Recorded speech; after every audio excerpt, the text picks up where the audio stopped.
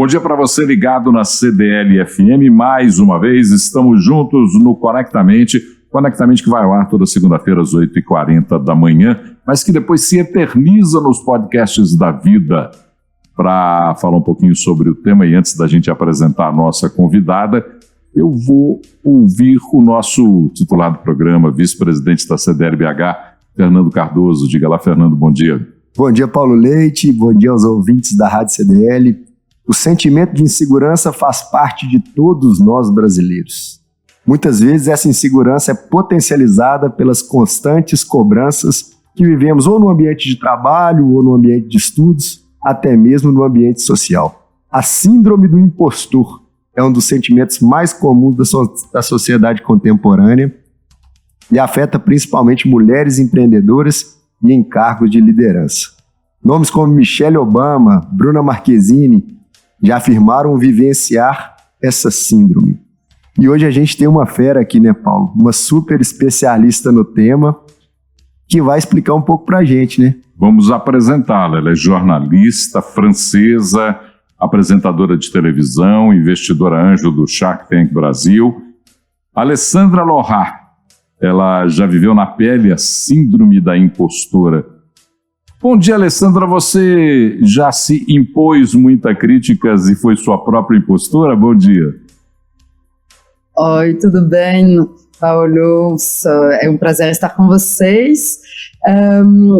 Então, eu acho que todas temos essa síndrome da impostora, por justamente ser criadas numa sociedade patriarcal, com machismo estrutural, onde desde a infância somos inspiradas a acreditar no príncipe encantado. Quando olhamos os livros infantis e toda a narrativa infantil, de contos de fada, desenhos animados, livros, toda essa narrativa vem colocando a mulher num certo lugar, onde desenvolvemos aquele síndrome da princesa, onde a sociedade nos ensinou a pensar que a vida era sobre ser bonita, quietinha, bem comportadinha e nunca desenvolver nossos dons e talentos, porque o objetivo da vida seja casar com aquele príncipe encantado que vai resolver tudo para nós.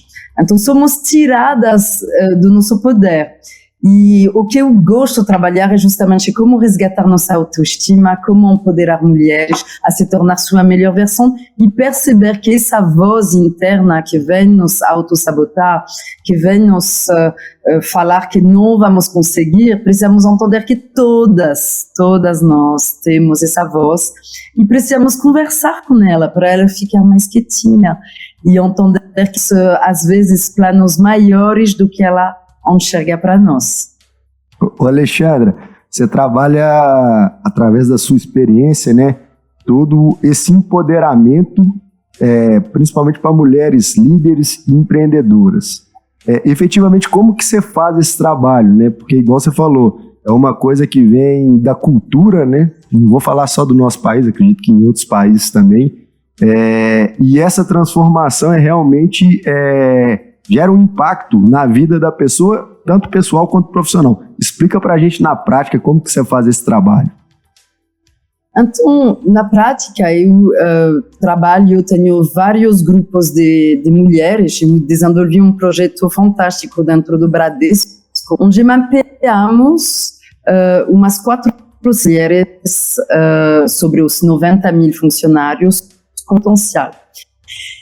E enxergamos, né, que hoje que seja tanto os objetivos de sustentabilidade da ONU ou o World Economic Forum de Davos, as empresas hoje precisam reequilibrar diversidade de gênero.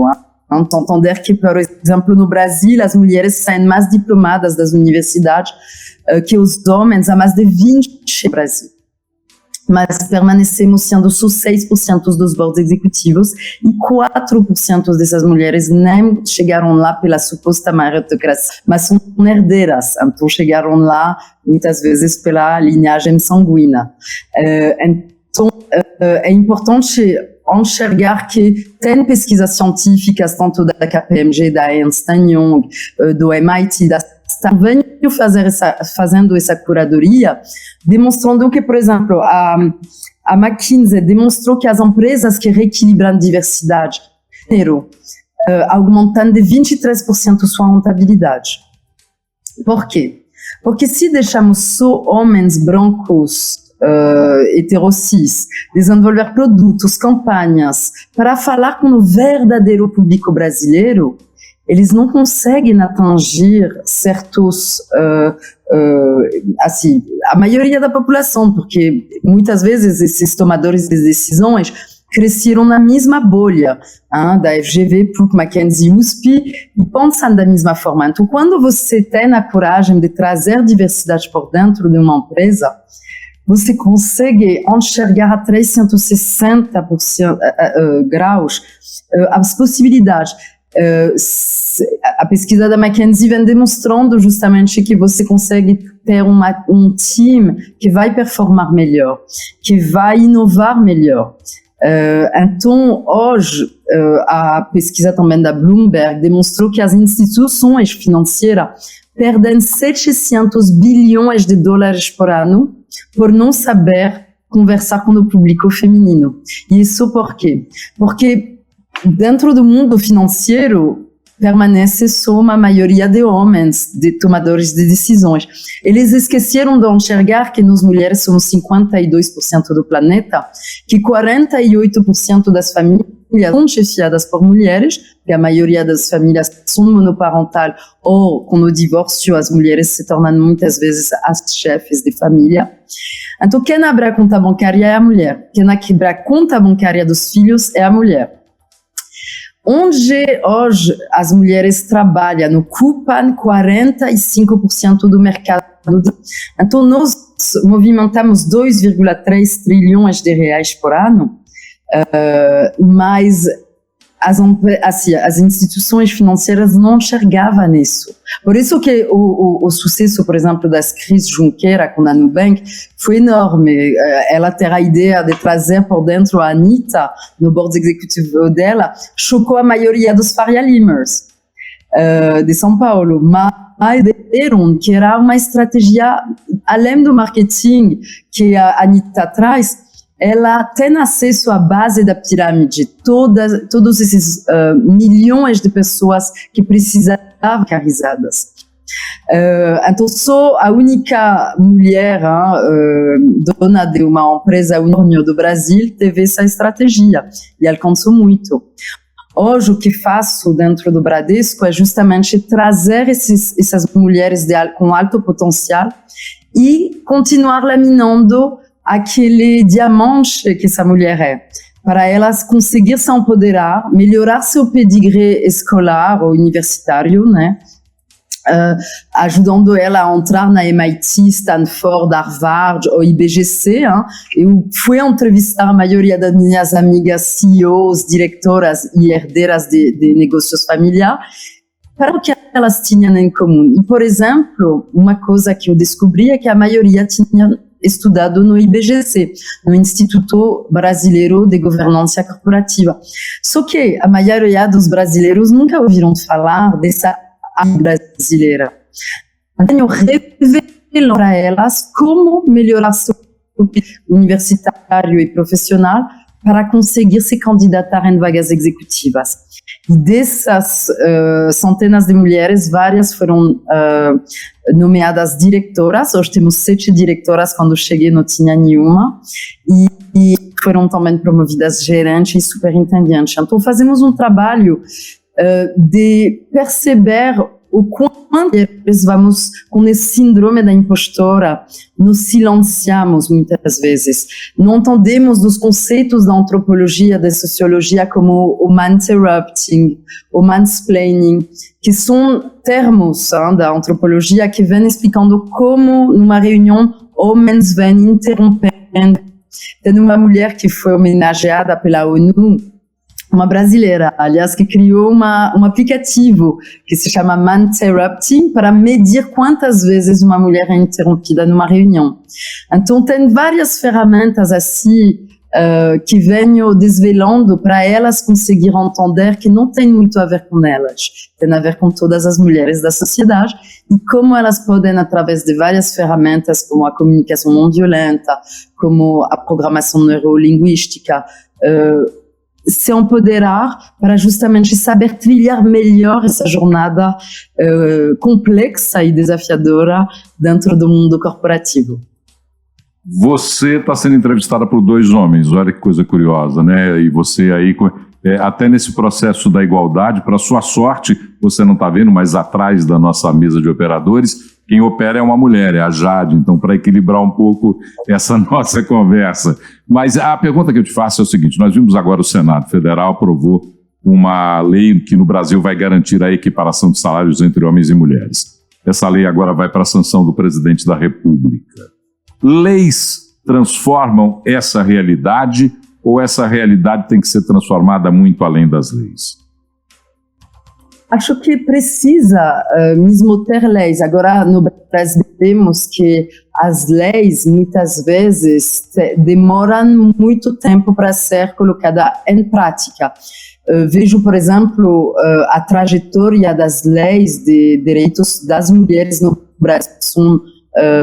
Assim, fazem parte dos livros didáticos e acadêmicos do Brasil, são cheias de mentiras ou de coisas que são, infelizmente, assim, erradas, no sentido de que, por exemplo, uma lei no Brasil, em 1827, autorizou as meninas sendo liberadas para frequentarem as escolas.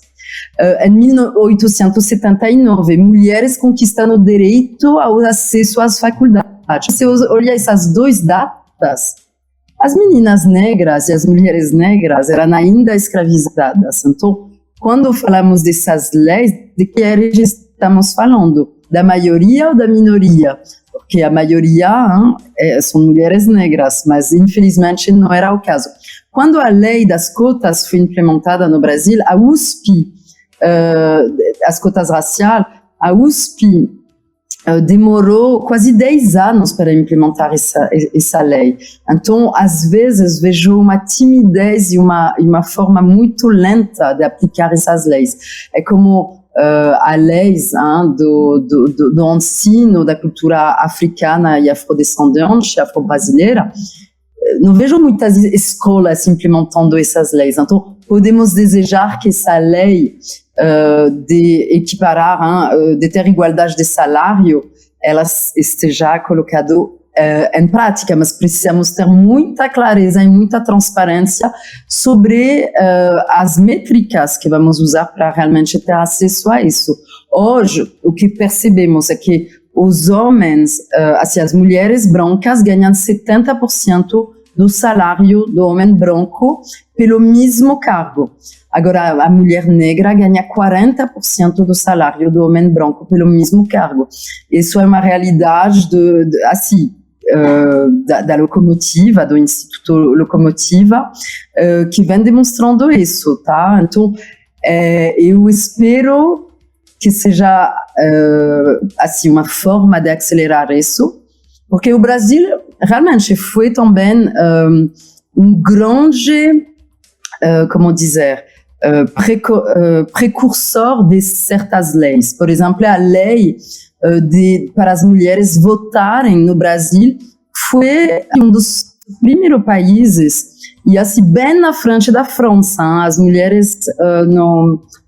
mulheres no Brasil tiveram o direito de voto em 1932, e nós, mulheres francesas, foi um pouco mais de uma década depois. Então, é interessante ver como o Brasil é precursor de muitas coisas, e o síndrome do colonizado muitas vezes faz os brasileiros enxergar tudo que vem de fora como superior, mas muitas vezes o Brasil protagonizou certas coisas. Por exemplo, o Brasil foi um dos primeiros países a implementar cotas no mundo. Era através da lei do buey, só que eram cotas para homens brancos, filhos de fazendeiros, para poder ter acesso a vagas universitárias. Então, a verdade, o Brasil nunca teve problemas para homens. Agora, quando for para mulheres, é ali que vem, o assunto vem sendo mais complicado para ser aceitável.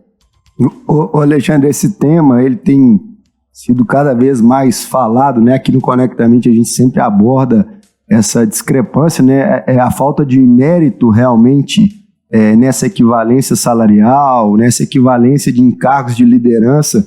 Tem uma pesquisa aqui que fala que 56% das mulheres que são entrevistadas em cargos de liderança ainda também tem medo, receio que as pessoas ao seu redor não acreditem na capacidade delas, né? Então a gente ainda tem esse problema.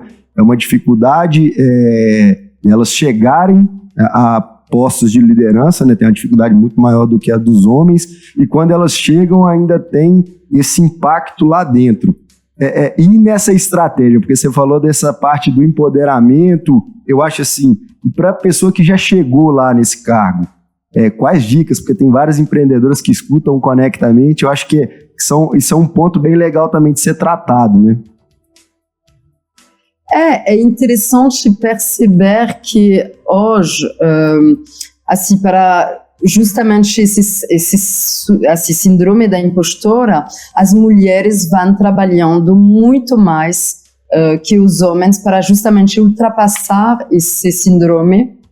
Elas vão entregar muito mais, vão ficar muito mais leal, hein? Quando, por exemplo, um headhunter vai paquerar um homem para levar ele a trabalhar na concorrência, o homem vai ter menos lealdade. Então, o turnover de homens assim, demonstra que tem também coisas positivas, além de reequilibrar a questão de gênero e em termos de assim, inovar melhor, produzir melhor, a questão da lealdade, da corrupção, as mulheres são menos propensas à corrupção e também têm muito mais lealdade para permanecer quando você entrega responsabilidade para uma mulher, ela fica muitas vezes a carreira inteira dentro da empresa.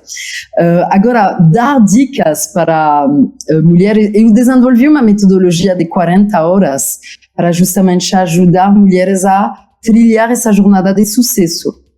Claro que, assim, quando vamos comprando a revista Forbes e vamos ler a linda trajetória da Luísa Trajano ou da Rachel Maia, elas não revelam como elas chegaram lá. O meu trabalho é justamente revelar a receita do sucesso, o quanto o seu branding pessoal precisa ser alinhado com a posição que você está querendo alcançar. O quanto a neurociência é comprovado que 80% da sua conversa é visual. Então, se você está ainda se vestindo de uma forma que objetiviza ou que hipersexualiza seu corpo, você precisa, às vezes, analisar um pouco como mulheres na alta liderança se vestem. E precisando contratar um estilista para melhorar essa narrativa visual, um fotógrafo profissional para também fazer um ensaio da capa da Forbes, para poder colocar uma foto de alto impacto no seu LinkedIn, no seu WhatsApp, porque todos esses detalhes transmitem um tipo de energia, um tipo de protagonismo. Agora, tenta analisar por uma semana as mulheres na alta liderança, você vai perceber que muitas coisas em comum, né? A Christine Lagarde do FMI não vai se vestir mostrando os braços, ela sempre vai estar com um terno feminino, mas cobrindo certas partes do corpo para justamente diminuir a narrativa assim corporal para ser tomada a sério quando ela está falando e raciocinando. É muito importante também nos preparar através de newsletters como do World Economic Forum. Eu acho que tem muitas coisas sobre inovação que você pode trazer nas reuniões e sempre arrasando, trazendo certas estatísticas ou pesquisas que possam interessar seus interlocutores, agregando e se obrigando a falar em cada reunião, que seja 2, 3 minutos, mas sempre trazendo o seu ponto de vista, que muitas vezes as mulheres se silenciam e ficam quietinhas. Então, nós precisamos ultrapassar nossos medos e entender que não é através dos nossos medos que vamos trilhar essa jornada. Precisamos realmente ensaiar mais o que vamos dizer, nos preparar melhor para sempre ter alguns 3 pontos de destaque para desenvolver uma ideia forte quando participamos de uma reunião e também melhorar nossas apresentações com graphic design, com infografismo. Então eu venho revelando para mulheres como usar certas ferramentas que homens usaram por muitas décadas, mas que nunca revelaram para o grande público. Então, por exemplo, ter mentores. Isso é essencial. Faça uma lista de 5 pessoas que você mais admira e escreve o seguinte para essas pessoas. Vou deixar para vocês hoje, os auditores da rádio de Belo Horizonte, para justamente vocês daqui a 1 ano estarem em outro patamar. Então escreve para 5 pessoas que você mais admira. Pode ser uma celebridade, pode ser um colega de trabalho, uma vizinha, pode ser alguém que você viu na mídia que te inspira. Porque hoje, através do Twitter, LinkedIn, Instagram e Facebook, podemos alcançar quase quem quisermos, né? E escreve o seguinte para essas pessoas: eu venho acompanhando sua jornada há muito tempo e tenho uma imensa admiração por você. E gostaria muito de você se tornar meu mentor. E ser meu mentor seria só reservar 30 minutos do seu tempo precioso para me contar sua linda trajetória de sucesso e me dar dicas para eu poder me tornar minha melhor versão. Imagina você receber essa carta. Como você ia reagir? Você ia ficar lisonjeado ou você ia ficar, ai não tenho tempo? Então, claro que você ia também querer fazer parte da jornada de alguém que se posiciona dessa forma. Então, tenta pensar que tem talvez muita gente nesse mundo que poderia apoiar sua jornada. E também pensa, quando você ajudou alguém e deu certo, como você se sentiu por ter participado de ajudar alguém a conseguir um estágio ou uma vaga de trabalho, ou fazer uma mudança de casa, não sei, alguma coisa onde você ajudou alguém e deu certo. Então, tenta pensar que a união cria a força. Às vezes, você precisa escutar uma voz crítica, construtiva, para enxergar o que você está a fazer, quanto você pode também dar um pulo quântico na sua forma de trilhar sua jornada profissional. Alessandra, quando você fala muito objetivada num público em que tem uma aspiração de crescimento profissional já definida. Essa mesma forma de entender, ela se pulveriza, por exemplo, para pessoas que têm uma menor oportunidade profissional, uma classe social ou de renda um pouco menor. Isso também pode ser utilizado? Essa ferramenta serve para todas as mulheres?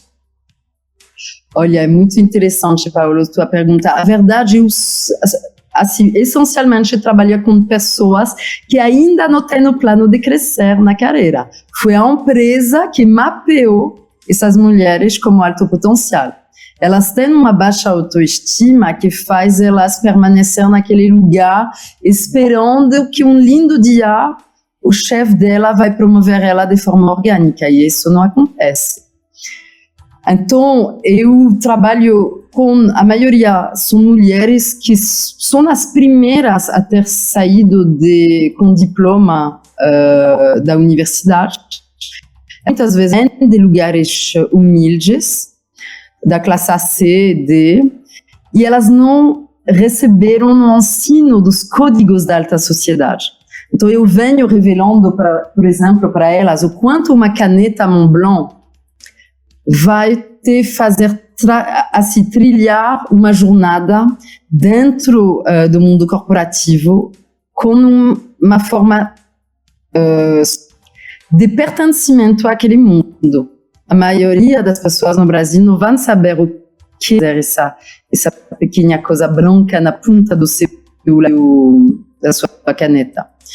Mas as pessoas no topo da pirâmide sabem muito bem o que é essa caneta.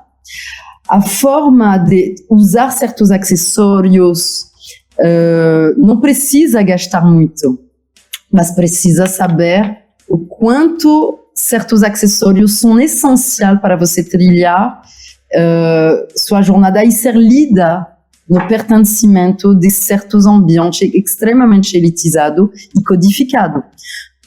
A JP Morgan, por exemplo, me contratou para vir fazer um treinamento para 13 meninas negras que foram contratadas pela JP Morgan.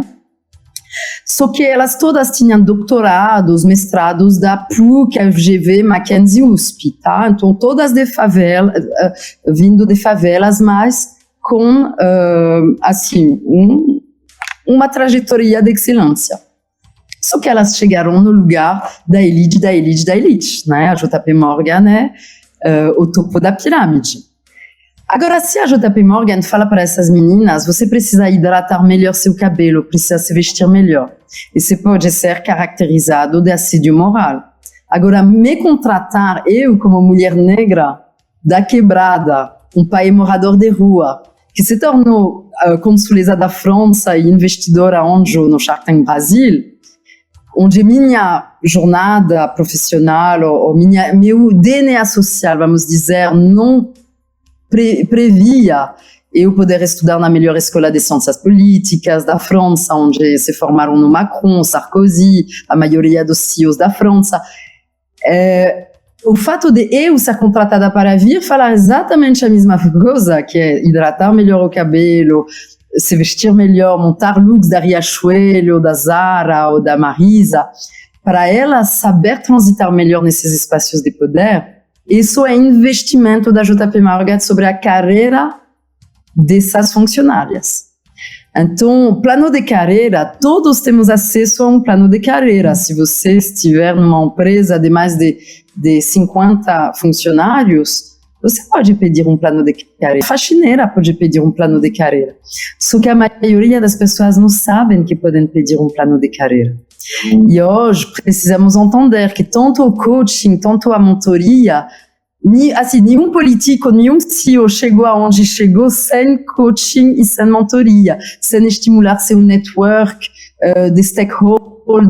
Então, por isso que hoje nós, mulheres que viemos de lugares talvez onde nosso DNA social não planejava nós podermos transitar em certos espaços de poder, temos que nos poder revelar qual é a receita para chegar lá.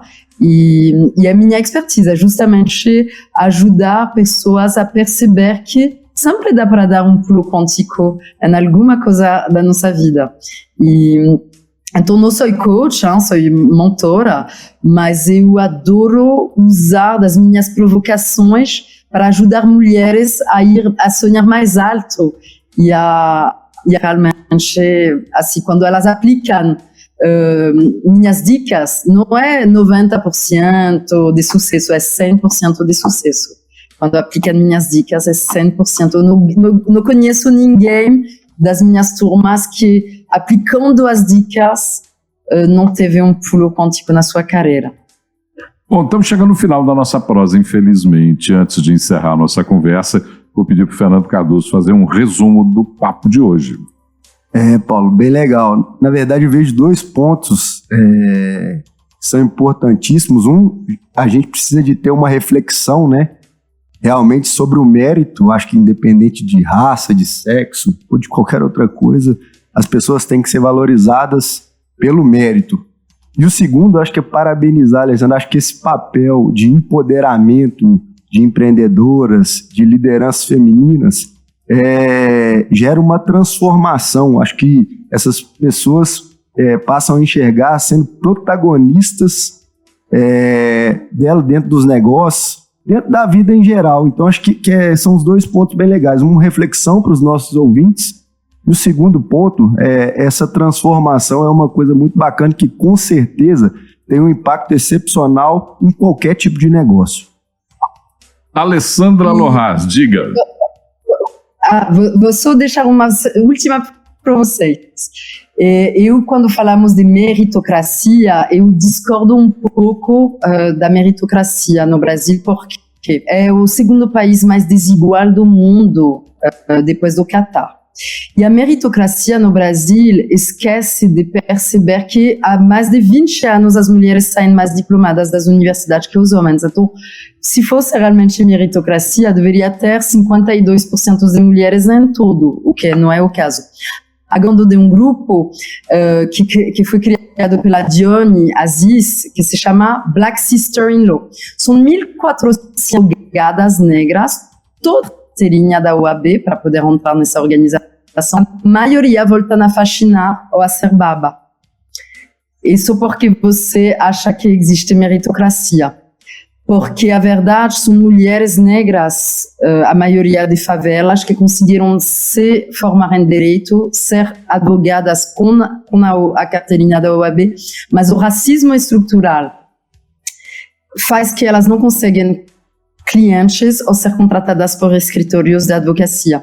Então, iniciei meu curso há um mês com elas, justamente para ajudar elas a melhorar seu branding pessoal e entender que, infelizmente, um dia talvez teremos oportunidade de ver se meritocracia existe, mas hoje eu acho que ainda a dor histórica da escravidão e a questão da mulher não ter direitos iguais faz que ainda a sociedade precisa ter uma iniciativa muito proativa para reequilibrar essa desigualdade.